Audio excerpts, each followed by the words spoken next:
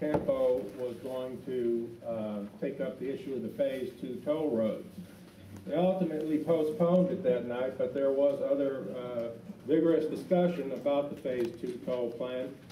And one question that came up, I think Darrell Slusher, a board member at that time, posed to Mike Halligenstein, the director of CTRMA.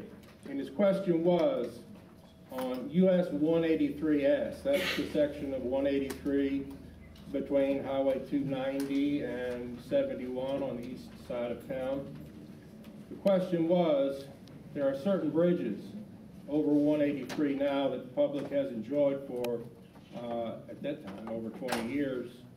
And so it's partially a freeway and partially a four-lane divided with several lights on it.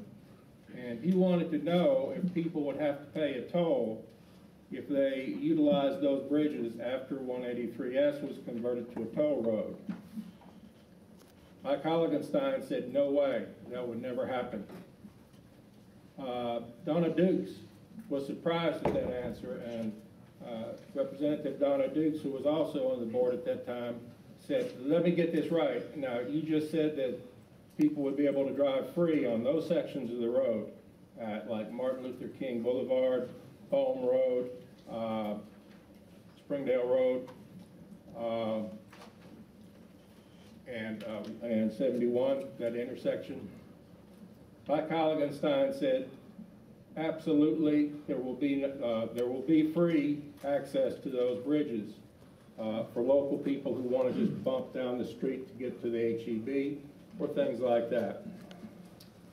Darrell couldn't believe it. He went back and asked, he said, Mike, I'm not sure I understood you.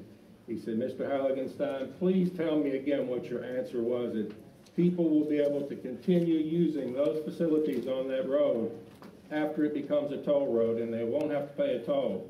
He said, absolutely, if you can drive that way today free, you can drive that way free 20 years from now. Now, the current plan for CTRMA, the map that they have, shows that these are all going to be tolled.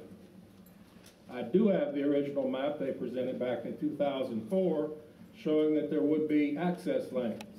This question came up at Palmer Lane when TxDOT wanted to toll the Palmer overcrossing. And, well, you know where I'm going with this. We have a big problem, and I would like to see it put on the agenda for discussion, because otherwise people start thinking, this is why people get it in their minds that politicians are all a bunch of whores who lie to the people and never keep their promises. So thank you very much.